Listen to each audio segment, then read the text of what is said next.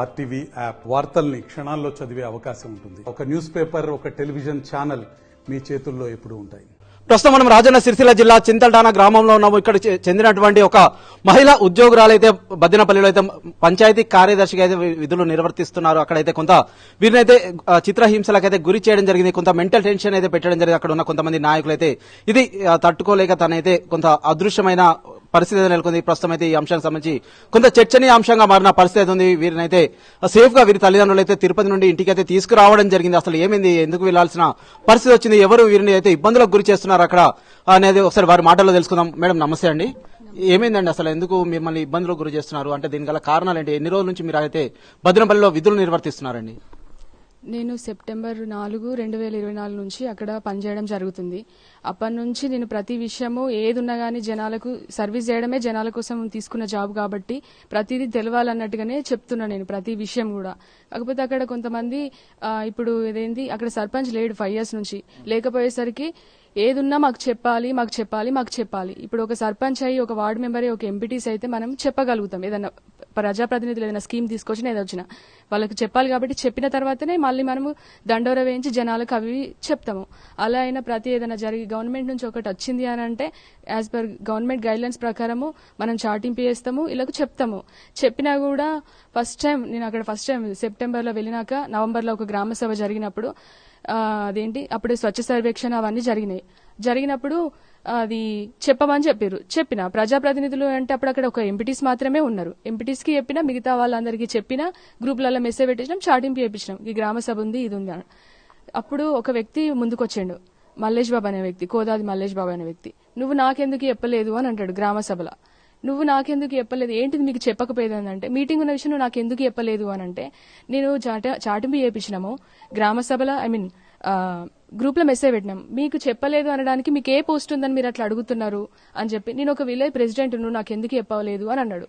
అన్న తర్వాత అట్లా చెప్తారు, మీరు ఇట్లా విలేజ్ ప్రెసిడెంట్ అని మీరు చెప్పారు, మా ప్రకారం రికార్డు ఉంటుంది, ఎవరైందనేది రికార్డు ఉంటుంది కదా, అది తెలియదు కాబట్టి నేను మీకు చెప్పకపోయొచ్చు, ఇప్పటి ఇక్కడ నుంచి ఏదైనా ఉంటే మీకు చెప్తాం లేండి అని చెప్పిన. నువ్వు ఎట్లా చెప్పావు, నువ్వు నాకు ఎట్లా చెప్పావు, నువ్వెంత, నీ చరిత్ర ఎంత అని మాట్లాడిండు. ఫస్ట్ టైం ఆ గ్రామ సభలో నన్ను ఒక వ్యక్తి ఇంతవరకు నా సర్వీస్ లో ఎవరు కూడా నన్ను ఇట్లా మాట్లాడలేదు, నా వ్యక్తిత్వం తెలిసిన వాళ్ళు గానీ జాబ్ విషయంలో గానీ ఇట్లా మాట్లాడలేదు. ఒక్కసారి ఒక వ్యక్తి 4 సంవత్సరాలు ఈ జాబ్ లో అట్లా మాట్లాడేసరికి నాకు అసలు మంచి అనిపించలేదు. అప్పటికైనా సరేలే అని చెప్పి అప్పటి వరకు గ్రామ సభలనే అన్నాడు డైరెక్ట్ అతను, నువ్వెంత, నీ చరిత్ర ఎంత అని చెప్పేసి. అయినా గానీ నేను రియాక్ట్ అయ్యి ఇక ఏదో ఒకటి అప్పటి మందం మేము చెప్పి ఊరుకున్నాం. ఇక తర్వాత చెప్పిరు వీళ్ళు ఇంతే అనంటే ప్రతిసారి ఇంతే అనుకున్న కొద్దీ ఎన్ని రోజులని నేను మనసాక్షిని చంపుకొని పనిచేయాలి. అదే వ్యక్తి నేను క్రెమటోరీ కట్టినా నాకు డబ్బులు ఇయ్యని వస్తాడు. ఏ ప్రూఫ్ తోటి ఇవ్వాలి, మీరు ఏదైనా స్టేటస్ తెచ్చుకోండి, మీరు కట్టినట్టు ప్రూఫ్ ఉంటే మేము ఇస్తాము. అయినా అది 4 సంవత్సరాల క్రితం పల్లె ప్రగతి అప్పుడు జరిగినది కదా, ఇప్పుడు దాని స్టేటస్ ఏం లేదు కదా, అప్పుడే ఒత్తిడి చేసి మొత్తం కంప్లీట్ చేయమని కూడా చెప్పారు. మీరు ఇప్పుడు ఏ రకంగా అడుగుతున్నారు అంటే నేను కట్టిన వన్లు ఉండే, నువ్వు చూసుకో, నీకు రికార్డు తెలియదా అన్నాడు. మాకు రికార్డు ఉంటది, ఎంతవరకు చేసింది అనేది ఉంటది కావచ్చు, ఇప్పుడు మీకు ఇంకా రావాల్సి ఉంది అని అంటున్నారు కాబట్టి దానికి సంబంధించినవి తీసుకురండి అని చెప్పిన. ఒకటి పట్టుకొని వచ్చిండు, ఏం లేదు, నేను అప్పుడు అదేంటి ఏం లేదు, అందులో ఉన్నాయి కదా డబ్బులు ఇయ్యని అంటాడు. ఈజీఎస్ లో డబ్బులు ఉన్నాయి కదా ఇయ్యని అంటాడు. అలా డబ్బులు ఉంటాయి, దానికి ఒక రికార్డు ఉంటుంది, ఎఫ్టీఓ ఉంటాయి, మీరు ఎఫ్టీఓ తెచ్చుకోండి ఇస్తా అని చెప్పిన నేను. ఇక నువ్వు ఇస్తలేవు, అటు పై అధికారులకు చెప్పిండి మీ ఇస్తలేదని. వాళ్ళు కూడా వచ్చినప్పుడు కూడా సరే ఆయన ఇట్లా వచ్చి అడుగుతున్నాడు, కానీ అక్కడ స్టేటస్ ఏం లేదు, లేకుండా నేను ఎట్లా ఇయ్యాలని చెప్పి నేను చెప్పిన. అయినా కూడా చెప్పినా కూడా పదే ఇటు తిరుగుడు అటు తిరుగుడు, కలెక్టర్ ఆఫీస్ కు తిరుగుడు, ప్రతిసారి వ్యక్తిగతంగా దూషించడం, జీపీకి వచ్చి కూర్చోవడం, వేరే వాళ్ళు ఈయన చూసి వేరే వ్యక్తులు కూడా జనాలు కూడా రాకపోయేవాళ్ళు జీపీకి. ఈయన బండి కనబడాడంటే వెళ్ళిపోతారు. అదేందో మరి జనాలే ఇట్లా ఉంటే నా పరిస్థితి ఎంత విలేలా, వీళ్ళు ఎప్పుడు పడితే అప్పుడు వచ్చి వేరే వాళ్ళు ఇల్లుని చూసి నా దగ్గర ఏదైనా సర్టిఫికేట్ కానీ ఏదైనా సర్వీస్ కోసం వచ్చేవాళ్ళు వాళ్ళు వెళ్ళిపోతే నేను దొరకకపోతే మళ్ళీ అది కూడా మేడం దొరుకుతలేదు అని మళ్ళీ వీళ్ళకి అనుకూలంగా బేస్ చేసుకుని అట్లా కూడా రీక్రియేట్ చేసుకుంటా వీళ్ళే ఇబ్బంది పెడుతూనే ఉన్నారు. అది అయిపోయింది. తర్వాత పై అధికారులు చెప్పారు అది ఇచ్చులేదు, మీరు ఏదన్నా ఉంటే ప్రూఫ్ తెచ్చుకోండి ఖచ్చితంగా ఇచ్చేస్తామని చెప్పి మా పై అధికారులు కూడా అదే విషయం చెప్పడం జరిగింది. నేను అది అయిపోయినాక మళ్ళీ ఇంకుడు గుంతల గురించి వచ్చిండు. ఇంకుడు గుంతల గురించి గ్రామ సభలో గ్రామ సభలు పెట్టినాము, అది కూడా 2020 ఆ టైంలోనే కంప్లీట్ అయినాయి ఆల్మోస్ట్. మీరు ఇప్పుడు వచ్చి అడుగుతున్నారు, నాకంటే ముందు ఇంకిద్దరు ఉన్నారు వాళ్ళని అడగలేదంట. మేము ఎప్పుడు అడుగుతున్నాం, అందరిని అడిగినా గానీ అప్పుడు వాళ్ళు ఇయ్యలే, ఇప్పుడు మీరు కూడా ఇయ్యరే అని అంటున్నారు. దీనికైనా ఇయ్యడానికి ఓకే ఎఫ్టీఓలు తెచ్చుకోండి ఇస్తా అని చెప్పిన నేను. అయినా కూడా వినకుండా నువ్వు ఎందుకు ఇవ్వవు, వాళ్ళు చెప్తున్నారు నువ్వు ఇవ్వాల్సిందే, అలా డబ్బులు ఉన్నాయి కదా అయ్యి అని అంటారు. ఏ రకంగా ఇవ్వాలి? ఇప్పుడు చెక్ పవర్ మాకు ఉంటుంది, స్పెషల్ ఆఫీసర్కి ఉంటుంది. వాళ్ళు చెప్పిరు కదా అని ఇస్తే రేపు వేరే వ్యక్తి వచ్చి అక్కడ డబ్బులు ఉన్నాయి, వేరే వ్యక్తి వేరే ఇప్పుడు అందులో డిఫరెంట్ అమౌంట్స్ ఉంటాయి. సోక్ పిట్స్ అని, క్రెమటోరియా ప్లాట్ఫామ్స్, క్యాటిల్ షెడ్స్ అవన్నీ ఉంటాయి, మన ఊరు మనబడి అవన్నీ ఉన్నాయి. అందులో వచ్చి ఇది నేను ఎఫ్టీఓ, నాకు సంబంధించిన డబ్బులు ఉన్నాయా అన్నప్పుడు వీళ్ళకి ఇచ్చేస్తే రేపు ఆ వ్యక్తికి నేను ఏమి ఇవ్వాలి? ఇదే విషయము చెప్పిన నేను. ఏదైనా ఇచ్చుడే, గ్రామంలో ఉండి రికార్డు ఉంటే ఇవ్వడం అనే చెప్పినాం.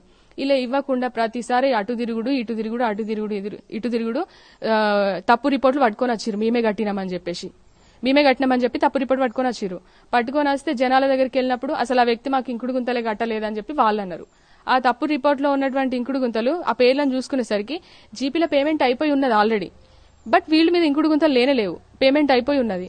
అది దానికి మాకు సంబంధించినది కదా ఇయ్యండి, ఇప్పుడు మేము మా దగ్గర ప్రూఫ్ ఉంది మీరు ఇయ్యాలంటారు. ఇవ్వడం ఇచ్చినా గానీ ఫీల్డ్ మీద ఇంకుడు గుంతలు లేవు, ఆల్రెడీ ఆ పేమెంట్ వేరే వాళ్ళు కట్టిరని ఇచ్చేసిపోయింది, ఆ మేడమే ఇచ్చేసిపోయింది అంతకుముందు. ఇవ్వండి అని చెప్పి ఇట్లా లేకుండే ప్రతిసారి ఇంకొక కొమ్మిర రాజు అనే వ్యక్తి ఆయన కట్టిండని ఈయన కట్టింది ఈయననట, చెక్ ఏమో ఆయన పేరు రాయమంటాడు. ఇట్లా మానసిక క్షోభకు విపరీతంగా గురి చేసారు. అనుక్షణం ఇప్పుడు చెప్పేది వేరు, అక్కడ అనుభవించేది వేరు. ఒకసారి ఇప్పుడు ఇట్లా వచ్చి కూర్చుంటే వాళ్ళు చూసే విధానం గానీ మాట్లాడే విధానం గానీ సేఫ్టీ చూసుకోవాల్సిందే కదా. మేము సెక్రటరీ అన్నప్పుడు సేఫ్టీ చూసుకోవాలి, ఎందుకంటే అప్పుడు ఆ క్షణంలో ఎవరు ఉండరు. రేపు ఏదైనా జరుగుంటే ఎవరు పరిస్థితి ఎవరు చేస్తారు? ఇప్పుడు ఇట్లా జరిగిందని ఇప్పుడు ఇట్లా రియాక్ట్ అవుతున్నారు కావచ్చు, రేపు ఏదైనా జరిగినాక పరిస్థితి ఏంది? అందుకోసమే ప్రతిసారి నాకు వచ్చిన ఇష్యూస్ పై అధికారులకు చెప్తున్నా, అంతకంటే పై అధికారులకు కూడా పదే చెప్తూనే ఉన్నా. వాళ్ళు ఏమన్నారంటే ఊరని నాకు ఇట్లనే ఉంటదమ్మా, చేసుకుంటూ వెళ్ళండి అంటే ఈ 10 మంది కోసం చూసుకొని 90 మందికి ఎందుకు అన్యాయం చేయాలన్న ఇంటెన్షన్ కొద్దే నా సర్వీస్ అక్కడ అవసరం ఉంది, అది రోడ్ సైడ్ విలేజ్, అలర్ట్గా ఉండాలి ఎప్పుడని ప్రతిరోజు వెళ్లడము నా పనిలో నేను చేసుకోవడమే అవుతున్నా. ఇక వీళ్ళు వస్తారు, ఇక శ్రీకాంత్ గౌడ్ అనేటైన నువ్వు మాకు అనుకూలంగా పనిచేయాలి, నువ్వు బానిసగా పనిచేయాలి, ఇదే మాట నేను చెప్పినట్టే వినాలి, తీర్మానం నాకే ఇవ్వాలి. ఏది ఉన్నా గ్రామ సభలో చెప్పండి, మీకు ఏది కావాలన్నా ఇవ్వకపోవడానికి ఏం లేదు, మీరు గ్రామ సభలో చెప్పండి అని. నువ్వు ఎందుకు ఇట్లా ఉన్నావు? నువ్వే ఉన్నావు ఇట్లా ఈ సెక్రటరీ, వేరే వాళ్ళు ఇస్తారు నువ్వు ఎందుకు ఇవ్వని అంటాడు. విలేజ్ క్యాండిడేట్ అతను కూడా. అంటే ఏం చేస్తుంటాడు అతను ఏం చేస్తాడో నాకు తెలియదు, బట్ వచ్చి అడుగుతాడు. ఇట్లనే ఎప్పుడు ప్రేరేపించడము వ్యక్తి, వేరే ఇప్పుడు ఎవరన్నా నార్మల్ గా జనాలతో మాట్లాడినా కూడా ఈమె వాళ్ళకు అనుకూలంగానే పనిచేస్తుంది, వీళ్ళకు అనుకూలంగానే పనిచేస్తుంది. నాకు పార్టీలతో సంబంధం లేదు. జనాలు మంచిగా చేయడానికి చూసినప్పుడు ఒక వ్యక్తి వచ్చి అడిగినప్పుడు నేను వాళ్ళని ఎందుకు అడుగుతా? ఇప్పుడు జనాలు ఇప్పుడు అడిగినప్పుడు మీరు గీల్లా గాలా నేను అడగలేను కదా, వాళ్ళు అడిగిన క్వశ్చన్ కు నేను ఆన్సర్ ఇవ్వాల్సిందే, జనాలు కాబట్టి, ఊరు జనం కాబట్టి. ఇట్లా నేను జనాలకేం సమాధానం చెప్పాలి, ఈయనకేం సమాధానం చెప్పాలి? నేను ఎందుకు ఇట్లా మాట్లాడుతున్నాడు? మాకు అనుకూలంగా పనిచేయి, నాకే ఈ రిపోర్టు, ఇది నాకే, ఈ చెక్కు నాకే రాయి, ఈ తీర్మానం నాకే, మీకు ఇవ్వడానికి నా ఒక్క సంతకమే ఉండదు, పై అధికారి సంతకం కూడా ఉండాలి, అంతకంటే ముందు గ్రామ సభ పెట్టాలి, అలా జనాలు ఆమోదిస్తే మీరు ఒక వర్క్ డెవలప్మెంట్ చేస్తుంటే మాకేం అభ్యంతరం లేదు, మేము కూడా కోరుకోవాల్సింది కూడా అదే కదా అని చెప్పిన. ఆయన ఇష్టం వచ్చినట్టు ఆయన మాట్లాడుకుంటా ఏదో మాట్లాడుకుంటా పోడే, ఈమె నీ సంగతి ఏందో అనుకుంటా, ఎంపీడీఓకి చెప్తా, వాళ్ళకి చెప్తా. పై అధికారులకు కూడా ఈ విషయం అంతా తెలుసు, కాకపోతే ఎవరికి ఏం డీల్ చేయలేకపోతున్నారు. అప్పటి మంది నేను సమస్య చెప్పినప్పుడు వెళ్లి సంజాయించి పంపిస్తున్నారు తప్ప నా ఆవేదన ఎవరికి అర్థమైతలేదు. అనుకోవచ్చు ఇంత చిన్నదానికి ఎందుకు రియాక్ట్ అవుతుంది, అన్ని విలేజ్లో అన్ని సమస్యలు ఉన్నాయి కదా అంటే అక్కడ తట్టుకోలేనంత ఉంది నాకు. అనుక్షణం జీపీకి ఒక్కరు కాకపోతే ఒక్కరు, అభిగౌడ్ అనే వ్యక్తి, నేను సర్పంచ్ నేనే అయితా రేపు ఫ్యూచర్ లా, ఏదున్నాను నాకు చెప్పాలి, నేను నాకు అనుకూలంగానే పనిచేయాలని ఆయన. ఈ శ్రీకాంత్ గౌడ్ అనేటైనా అభిగౌడ్ ఇద్దరు ఎప్పుడు అంతే. ఇప్పుడు వాళ్ళ అన్నేదో ట్రేడ్ లైసెన్స్ షాప్ పెట్టుకుంటాడట, షాప్ ఉంటే మనం ట్రేడ్ లైసెన్స్ ఇస్తాం, షాపే లేనప్పుడు నేను ట్రేడ్ లైసెన్స్ ఎట్లా ఇయ్యాలో ఆమె సంగతి చెప్తా. ప్రూఫ్స్ కరెక్ట్ గా ఉన్నప్పుడు ఇవ్వడానికే రెడీగా ఉన్నాం, సర్వీస్ చేయడానికే రెడీగా ఉన్నాం. తప్పుదో రట్టించి ఇది కావాలి అది కావాలి, మా వాళ్ళకి సంబంధించింది, మీ వాళ్ళకి సంబంధించింది అంటే అందరికి అట్నే ఇచ్చుకుంటా పోతే ఆఫీసర్లు ఉన్నది ఎందుకు? అదే విషయం అది అట్లా అడిగినందుకు ఎప్పుడు పడితే అప్పుడు నైట్లా ఫోన్ చేసుడు, ఇక్కడ చెట్టు వద్ద ఇది తీయవా, అక్కడ అది పడ్డది అది తీయవా, ఇట్లా విలేజ్లోనైతే సిబ్బంది ఉంటారు కదా, గ్రామ పంచాయతీ సిబ్బంది రియాక్ట్ కాకపోతే చెప్పాలి, ఎందుకంటే అది ఆఫీస్ టైం కాదు. ఆఫీస్ టైంలో పొద్దు నుంచి సాయంత్రం దాకా నేను గ్రామ పంచాయతీలో ఉంటా, మరి అప్పుడు ఎందుకు చెప్పారు? ప్రతిసారి ఫోన్లు చేసి లిఫ్ట్ చేయకపోతే మేడం ఫోన్ లిఫ్ట్ చేయలేదని మళ్ళీ పై అధికారికి పోయి చెప్తే వాళ్ళు ఏమన్నాడు, ఎందుకు లిఫ్ట్ చేయరమ్మా, ఎందుకు చూసుకోవాలి కదా, వాళ్ళు ప్రజాప్రతినిధులని వాళ్ళు చెప్తేనే తెలిసింది. మరి వాళ్ళు ప్రజాప్రతినిధులట చెప్పినప్పుడు ఎప్పుడు పడితే అప్పుడే చేస్తున్నారు సార్, మరి పొద్దు నుంచి సాయంత్రం దాకా కానే ఉంటున్నా, నైటే ఫోన్ చేయాల్సిన అవసరం ఏముంది అని కూడా చెప్పిన. సరే అని అప్పటి మందం ఈ వ్యవస్థను నడిపించుకుంటూ పోవాలి కదా అని ఆవేదన గురి చేసుకుంటూ 1.5 year నుంచి స్ట్రగుల్ అవ్వుకుంటూ వేరే జనాలకు ఇబ్బంది ఉండద్దు అనే ఇంటెన్షన్ కొద్దే నేను వెళ్తూనే ఉన్నా. 2-3 రోజులు డ్యూటీ కూడా పోలే ఒకసారి. ఈ విధంగా నన్ను తీసేస్తారేమో అని చెప్పి మరి ట్రాన్స్ఫర్ కు పోతే ఫస్ట్ నా చేతులు ఏం లేదమ్మా, నేను ట్రాన్స్ఫర్ చేసే అథారిటీ లేదని చెప్పారు ఎంపీడీఓ సార్. నాకు సపోర్ట్ ఇస్తున్నారు, చెప్తున్నారు, ఆవేదన అర్థం చేసుకుంటున్నారు, కాకపోతే నా చేతులు ఏం లేదంటున్నారు. అది ఒకటే చెప్తున్నారు. అలా అని రోజు నేను వీళ్ళు చెప్తున్నారు కదా అని పోయి వేసుకుంటే అక్కడ వాళ్ళు రోజు వచ్చి సతాయించుడు, ఏమైంది చెక్కు రాస్తావా రాయవా, రిపోర్ట్ ఇచ్చిరు కదా, సర్వే చేసిరు కదా, మేము చేసినట్టు ఉంది కదా రికార్డు అని అంటే మీరు తప్పు రిపోర్ట్ అని తేలినాక ఏ రకంగా ఇవ్వాలి, ఇప్పుడు వీళ్ళు ఏమంటారని ఇస్తే రేపు నాకు ప్రాబ్లం అవుతుంది కదా, అవన్నీ స్ట్రేట్ చూసుకున్నాక ఇస్తాము, అండర్ ప్రాసెస్ లో ఉందని కూడా చెప్పంగా కూడా అదే మాకు స్పెషల్ ఆఫీసర్ సార్ కూడా రికార్డు చూసుకున్నాకనే ఇవ్వండి అని కూడా చెప్పారు. ఈ ఇందిరమ్మ ఇండ్లకు సంబంధించి ఆ కమిటీలో వీళ్ళు 3 ఉన్నారు, కోదాది మల్లేష్ బాబు, గుగ్గిల్ల శ్రీకాంత్ గౌడ్, అభిగౌడ్. కమిటీలో ఉన్నప్పుడు అది కేవలం మనకు ఫస్ట్ ఏం చెప్పారు, శిథిలాలు, బిల్డింగ్స్ 5 ఎకరాల లోపు భూమి ఉన్న వాళ్లకు వర్తిస్తుంది, బిల్డింగ్స్ ఉన్న వాళ్లకు వర్తించది, గవర్నమెంట్ జాబ్ ఉన్నా వర్తించది, ఒక ఫ్యామిలీలో ఒక్కరికే అని ఆ గైడ్ లైన్స్ వీళ్ళకు కూడా మీటింగ్ పెట్టి చెప్పారు పై అధికారులు, ఈ రకంగా చూసి ఇవ్వండి అని. అంత మండల్ లెవెల్ అనే చెప్పంగా కూడా మళ్ళీ మాకు రాయండి అని అంటారు. అభిగౌడ్ అనేట ఆయనకు బిల్డింగ్ ఉంది, గుగ్గిల శ్రీకాంత్ అనేట ఆయనకు స్లాబ్ బిల్డింగ్ ఉంది, ఏ రకంగా రాయాలి చెప్పండి అన్న. నువ్వు ఎట్లా రాయవు, నువ్వు రాస్తావా రాయవని ఆ కమిటీలో మాకు 24 శాంక్షన్ అయినాయి. ఆ పేర్లు రాసి ఇవ్వాలి, ఎవరైతే బీదస్తులు ఉన్నారో, శిథిలంలో ఉన్నారో, ఇల్లు లేని వాళ్ళు ఎవరు ఉన్నారో, స్థలం ఉండి కట్టుకోవడానికి ఉన్న వాళ్ళు స్టెప్ బై ఇట్లా చూడమన్నారు. శిథిలం ఫస్ట్ ప్రిఫరెన్స్, రేకుల షెడ్, పాలిథిన్ కవర్స్ ఉన్న వాళ్ళు, ఈ రకంగా సీక్వెన్స్ గా చూసుకుని 24 లిస్ట్ తయారు చేయాలి. అది 18th ఇవ్వాల్సి ఉంది, గుడ్ ఫ్రైడే రోజు ఈవినింగ్ వరకు ఇవ్వమన్నారు. సార్ ఇట్లా లిస్ట్ తీసుకొని వచ్చినాం. లిస్ట్ తీసుకొచ్చి ఇచ్చిన తర్వాత ఆ లిస్ట్ కూడా వాళ్ళు తయారు చేసిందే, నేనేదో క్రియేట్ చేస్తున్నాను అది కూడా అట్లా మాట్లాడిరు. ఆ లిస్ట్ కూడా అది వాళ్ళు క్రియేట్ చేసిందే, గ్రామ సభలలో చదివిందే. శిథిలాలు ఉన్న లిస్టు గ్రామ సభలో మేము చదివినామా, ఆ లిస్టులోకి వెళ్ళి 24 సెలెక్ట్ చేసి ఇవ్వమని చెప్పారు. అది పట్టుకొని వచ్చిన తర్వాత వాళ్ళ పేరు లేదని చేసి ఎగురుడు దుంకుడిగా గుగ్గిల శ్రీకాంత్ అన్నట్టని ఆడ వారేసిండు, మొహం మీద వారేసి వెళ్ళిపోయిండు. నా పేరు లేదు, నువ్వేం చేసినావు, నీ కథలు ఏంది అనుకుంటా. నేను ఎంపీడీ సార్ వెంటనే నేను ఎంపీడీ సార్కి చెప్పాను, ఎందుకంటే మేము ఆడ రిపోర్ట్ ఇవ్వాలి, నేను 24 మెంబర్స్. సార్ పరిస్థితికి ఇది, నా పేరు లేదని చెప్పి ఆయన వెళ్ళిపోతున్నాడు అని చెప్పేసి, సరే వెళ్ళండి, బిల్డింగ్ ఉన్న వాళ్ళకి ఎట్లా ఇస్తామమ్మా, ఇయరాదు కదా, అది గైడ్ లైన్స్ అని సార్ కూడా చెప్పారు. అదే చెప్పినా కూడా నెక్స్ట్ డే సండే వచ్చింది, ఫోన్ చేస్తే రెస్పాండ్ అవ్వరు. ఆ లిస్ట్ ఇవ్వాలి, నేను చెప్పిన ప్రతిసారి చెప్తూనే ఉన్నా సార్, వాళ్ళు ముందుకు రాంది, నేను ఒక్కదాన్ని ఇస్తే రేపు మళ్ళా ఇప్పుడే గింత చేసేసిరు, నేనే ఏదో క్రియేట్ చేసినట్టు, నేనే 24 మెంబర్స్ నేనే ఎట్లా రాస్తా, కమిటీ మెంబర్లతో మీరు సంతకాలు తీసుకొని తెమ్మంటున్నారు కాబట్టి అది మరి వాళ్ళు రావట్లేదు కదా ఏంటి అని చెప్పిన. మండే రోజు మళ్ళీ ఒకసారి, సాటర్డే రోజు ఒకసారి చూసి పిలిపించి చెప్పమ్మా అంటే, వీళ్ళ కోసం ఒకళ్ళకి చెప్తే ఆయన కోపం, ఒకళ్ళకి చెప్తే ఒకళ్ళకి కోపం అని చెప్పి వీళ్ళ కోసం 3 కోసం గ్రూపే క్రియేట్ చేసినాం. ఎందుకంటే ఒక సర్వే ఉంది అని అన్నప్పుడు, అంతకుముందు ఒక సర్వే కూడా చేసినాం మేము. సర్వేకు ఉన్నప్పుడు ఇప్పుడు 3కి చెప్పిన, పలానా ప్రజాప్రతినిధులకు చెప్పండి అని అన్నప్పుడు, చెప్పినప్పుడు రండి అని అన్నప్పుడు ముందు ఒక ఆయన వచ్చి ఫోటో పెట్టి విలేజ్ గ్రూప్ లో పెడితే మిగతా ఇద్దరు ఏమనుకుంటారు, మేడం వాళ్ళకే చెప్పిందని. ఒక్కళ్ళని చూసి ఒక్కళ్ళను వాళ్ళ కోఆర్డినేషన్ లేక అంత ఉన్నదాన్ని రీక్రియేట్ చేసుకుంటే అట్లా కూడా నాకే ఇబ్బంది పట్టింది. ఇలా నా తప్పేమన్నుందా, నేను 3కి చెప్పినా, ఎవరో ముందుకొచ్చి సేవ్ చేయాలనుకున్న వాళ్ళు ముందుకొచ్చి గ్రూప్ లో ఫోటో పెట్టుకుని ఉంటే మిగతా ఇద్దరు ఈమె ఆమెకే చెప్పింది మాకు చెప్పలేదు అని చెప్పిన సాక్ష్యాన్ని కూడా అతలకుతలం చేసే క్యాండిడేట్లు 3. ఎందుకంటే ఇంత 1 year నుంచి స్ట్రగుల్ అవుతున్నా, చూస్తూనే ఉన్నా. వేరే వాళ్ళు ఎవరు సపోర్ట్ చేస్తారంటే అక్కడ ఎవరు లేరు కదా. ఇప్పుడు పై అధికారులకు చెప్పినా కూడా అన్ని ఊర్లలో ఇట్నే ఉంటుంది, చేయండి అమ్మా అని అంటే మీరు పై అధికారుల దృష్టికి అయితే తీసుకెళ్లడం జరిగింది. అంటే వారి నుంచి అయితే ఎలాంటి స్పందన వస్తుంది, అంతేకాకుండా మీ బాధనైతే ఇంట్లో వాళ్ళకి కావచ్చు, అంతేకాకుండా ఫ్రెండ్స్ కి ఎవరైనా చెప్పారా, లేదంటే పై అధికారులకే చెప్పారా? ప్రతిసారి నా శ్రేయోభిలాషులకు, పంచాయత్ సెక్రటరీలకు ప్రతి ఒక్కరికి చెప్పిన, కాకపోతే వాళ్ళు సహాయం చేద్దామని అనుకున్నప్పుడు నా సపోర్ట్ వెనకాలంటే కేసులు పెడతారట, ఎస్సీ ఎస్టీ కేసులు పెడతారట వాళ్ళు. ఇక వాళ్ళు నా ఒక్కరి కోసం వాళ్ళని ఎందుకు బలి చేయాలని చెప్పి నేను ఒంటరి పోరాటం చేసుకుంటూనే ఉన్నా. చెప్తున్నా, ప్రతిదీ చెప్తున్నా, పై అధికారులకు చెప్తానే ఉన్నా. నేను ఎప్పుడు చెప్పినప్పుడు వాళ్ళు ఏమన్నారు, నా చేతి లేదమ్మా అని. అప్పుడు వీళ్ళు ఇష్యూని అప్పటి మంది సాల్వ్ చేసినా గానీ రోజు వెళ్ళలేను కదా ఇష్యూ పట్టుకొని, ఈ రోజు ఇట్లా అంటారు సార్ అట్లా అంటారు అని ఎవరిని ఇబ్బంది పెట్టద్దు అనే ఇంటెన్షన్ కొద్దే నడుపుకుంటూ రావాల్సి వచ్చింది. చివరకు కలెక్టర్ని కలవమ్మా అంటే ఫస్ట్ ఒక లెటర్ పట్టుకొని వెళ్ళినా, సార్కు విషయం చెప్తే ఏమన్నారు, ఆ లెటర్ సఖీ సెంటర్ కు ఫార్వర్డ్ చేసిండు, ఎవడు ఇబ్బంది పెడుతుండో వాళ్ళ మీద కేసు పెట్టండి అమ్మా అని చెప్పేసి సఖీ సెంటర్ కు ఫార్వర్డ్ చేసిరు. ఆ సఖీ సెంటర్ వాళ్ళు ఫోన్ చేసి మేము కౌన్సిలింగ్ ఇస్తామన్నాడు. జీపీలో కూర్చొని మీ అందరిని కూర్చొని రివర్స్ కౌన్సిలింగ్ ఇచ్చే వ్యక్తి మేడం, నేను ఏ రకంగా రావాలి, ఆయన డిఫరెంట్ క్యాండిడేట్, కౌన్సిలింగ్ కూడా సహకరించాడు అని చెప్పి చెప్పిన. ఇక వాళ్ళు చేసేదేం లేక అక్కడికే స్టాప్ అయ్యారు. మళ్ళీ ఆవేదనకు గురై మళ్ళీ రెండోసారి మళ్ళీ వెళ్ళిన సార్ దగ్గరికి, పలానా వ్యక్తి డబ్బుల కోసం ఇబ్బంది పెడుతున్నారు సార్, క్రిమటోరియా డబ్బులని, ఇంకుడు గుంతల డబ్బులని అని అంటే ఆ సార్ ఇక చూసి డీపీఓకి ఫార్వర్డ్ చేసిరు. తర్వాత కూడా ఏమో రాలేదు. ఇక ఆ రోజే డిపిఓ చేంజ్ అయ్యిండు. నా దురదృష్టం ఆ రోజే డిపిఓ సార్ చేంజ్ అయ్యిండు. అది అక్కడికి ఆగిపోయింది. థర్డ్ లిస్ట్ లీవ్ చూసుకోండి అమ్మా అని అన్నారు. లీవ్ అని అంటే నాకు ఆరోగ్య సమస్యలు ఉండే వాస్తవంగా, బట్ దానికి ఒరిజినల్ సర్టిఫికేషన్ ఇవ్వలేను నేను. ఎందుకంటే ఇప్పుడు ఒకటి ఉంది అంటే వస్తుంది మనకు రిపోర్టు, నేను అనుభవిస్తున్న ఆరోగ్యపరంగా కూడా.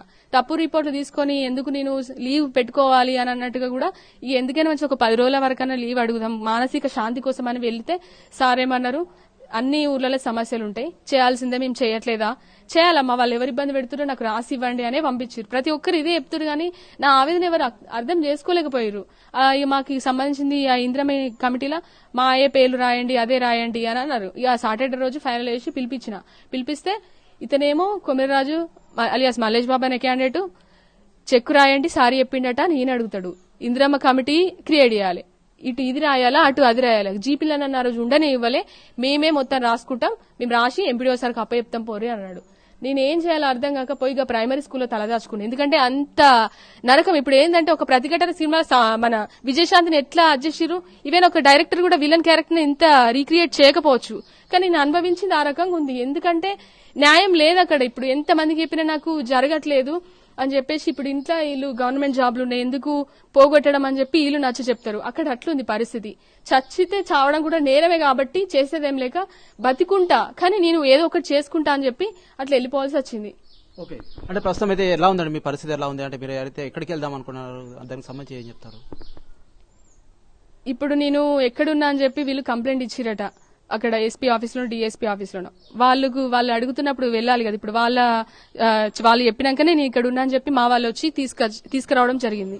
అక్కడ వెళ్లి ఇవ్వాలి. ఇక ఇప్పుడు చేయాలి ఏదో ఒకటి. ఎందుకంటే నేను అప్పుడు అనుకున్నా, అప్పుడు కూడా కేసు పెట్టండి మేడం అది అని అన్నప్పుడు ఆ ఊరోళ్ళు కొంతమంది కేసు పెట్టినా కూడా మళ్ళీ వచ్చి ఇబ్బంది పెడతారని అన్నారు. అయినా ఎందుకు ప్రతిసారి కేసులు పెట్టుకుంటూ పోతే ఏం జరుగుతుంది అనవసరంగా అని చెప్పి మానవత్వం కొద్దీ మార్చుదామని అనుకున్నా. కానీ వాళ్ళు ఇనే రకం కాదని అర్థమైపోయింది. ఓపిక కొద్దీ చూసి చివరకు ఈ పరిస్థితికి తీసుకోవాల్సి వచ్చింది. ప్రధానంగా ఎంతమంది ఉన్నారండి, అంటే ఎంతమంది అయితే మిమ్మల్ని హెరాస్ చేయడం జరిగింది అంటే వర్క్ విషయంలో? అయితే నలుగురు కొమిర రాజు అనే వ్యక్తి ఇంకుడు గుంతలే. నేను ఎక్కడ పడితే అక్కడే అడుగుడు. అది జరిగిందంతా 4 సంవత్సరాల క్రితం వచ్చి నన్ను అడగడం. ఈ మల్లేష్ బాబు అనే వ్యక్తి కూడా నేనే కట్టిన ఇంకుడు గుంతలు అని ఈయనే తప్పు రిపోర్ట్ తీసుకొచ్చి రాస్తావా రాయవా అని చెప్పి మానసికంగా వేధించుడు. ఇతనినైతే వివరించలేదు, నువ్వెంత నీ చరిత్ర ఎంత అని మాట్లాడిండు గ్రామ సభల్ని. సండే వస్తే వాళ్ళు వేరే వాళ్ళతోటి ఫోన్ చేసి అక్కడ లైట్ వస్తలేదు, ఇక్కడ లైట్ వస్తలేదు. సండే రోజు వేరే పనులుండే, పొద్దు నుంచి సాయంత్రం దాకానే ఉంటాం. మరి అప్పుడు ఎందుకు చెప్పారు? మరి ఏంటంటే ప్రస్తుత పరిస్థితి ఏంటంటే మీరైతే ఏం నిర్ణయం తీసుకుంటున్నారో? ఇప్పుడైతే అధికారుల దృష్టికి అయితే తీసుకెళ్లడం జరిగింది, పోలీస్ స్టేషన్ లో సైతం కంప్లైంట్ అయితే ఇవ్వడం జరిగింది కదా. నెక్స్ట్ ఏంటి అంటే మీకైతే కొంత మంచి పేరు అవుతుంది, విధులు అయితే సక్రమంగా నిర్వర్తిస్తున్నారని సైతం గ్రామస్తులు కావచ్చు ఇతరత్ర అయితే వెల్లడిస్తున్నారు కదా. దీనికి సంబంధించి ఇప్పుడు ఆ నలుగురు కోసం మీరైతే ఉద్యోగ రాజీనామా చేయడం అయితే సరికాదనేది అందరూ భావిస్తున్న పరిస్థితి ఉంది కదా. దీనికి సంబంధించి ఏం చెప్తారు మ్యామ్? అది నేను ఆలోచించుకొని చెప్తే ఇప్పుడు ఏం చెప్పలేను. చాలా డిప్రెషన్ గురైన. ఎందుకంటే అనుకోవచ్చు చీటికి మాటికి రాజీనామా అంటే నేను ఎందుకు ఆ లెటర్ పెట్టినా అంటే నా వల్ల వ్యవస్థకి ఇబ్బంది ఉండద్దు, ఎందుకంటే సర్వీస్ ఇవ్వాలి కదా, ఈమె కనబడతలేదన్నప్పుడు సర్వీస్ ఇవ్వాలి కాబట్టి నేను అలాగే లెటర్ రాసిపోయినా. చెప్పాలి కదా, ఎందుకంటే వేరే వాళ్ళు ఆగమవుతారు జనాలు, అందుకోసమే నేను అట్లా లెటర్ పెట్టాల్సి వచ్చింది. ఓకే, అంటే ప్రస్తుతం ఈ నలుగురు ఏ పార్టీకి చెందినవారండి? పార్టీ అంటే వాళ్ళు పార్టీయా ఏ పార్టీయా అనేది ఏం చెప్పగలుగుతాం. మనుషులనే వచ్చి సతాయించున్నాను. కమిటీలను అయితే ఉన్నారు ఇందిరమ్మ కమిటీలో. పార్టీ పరంగానే ఏం లేదు సార్ నాకు. ఎందుకంటే నేను సర్వీస్ చేయడానికి వచ్చిన అందరు ఒకటే అనుకుని ఆ ఊరనే కదా, నేను ఏ ఊరైనా ఇట్లనే ఉన్నా. కానీ వీళ్ళకి ఇంత వ్యక్తిగతంగా ఇబ్బంది పెట్టడం అంటే కరెక్ట్ కాదు కదా. ఇదే అంశానికి సంబంధించి ఒక మహిళా ఉద్యోగి అయితే సక్సెస్ఫుల్ గా అయితే తనైతే రాణిస్తున్న నేపథ్యంలో అయితే కొంతమంది అయితే తన విధులకైతే ఆటంకం కలిగించడం జరిగింది. ఇదే నేపథ్యంలో తనైతే ఇంటి నుంచి అయితే వెళ్లడం జరిగింది. కొంత ఆదృత పడ్డ పరిస్థితి అయితే నెలకొంది. దీనికి సంబంధించి ఏం చెప్తారు సార్? అయితే ఏమందంటే ఆమె పాపం కాంపిటీషన్ ఎగ్జామ్స్ లో నిజంగా దుఃఖమైన సంఘటన ఇది. మా అక్క కూతురు, సో బతిన బిడ్డ కాబట్టి మిస్ కాగానే చాలా డిప్రెషన్లకు అందరం వెళ్ళిపోయినాం. సో డిఎస్పీ గారు కంప్లైంట్ ఇవ్వగానే ట్రెచ్ చేసి తిరుపతి సైడ్ వెళ్తున్నది అన్నతో ఇమీడియట్లీ మేము అందరం వెళ్ళిపోవడం జరిగింది. సో కొంచెం ఆమె బాగా సెన్సిటివ్ అమ్మాయి. రెగ్యులర్ గా ఇంతకుముందు కూడా ఇల్లంతకుండా మండలంలో చేసినప్పుడు కూడా రెగ్యులర్ గా పోతుండేది. నేను చెప్తే కూడా కొంచెం హెల్త్ సిక్ అయినా కూడా నేను పోతా అని చెప్పి వెళ్ళిపోయేది. ఇక్కడ కూడా దాదాపు 1.5 year ఏమో అవుతుంది. సో ఆ ఊర్లో ఇప్పుడు యాక్చువల్ గా ఎలక్షన్స్ కాలేదు, సర్పంచ్ ఎలక్షన్స్ కాలేదు.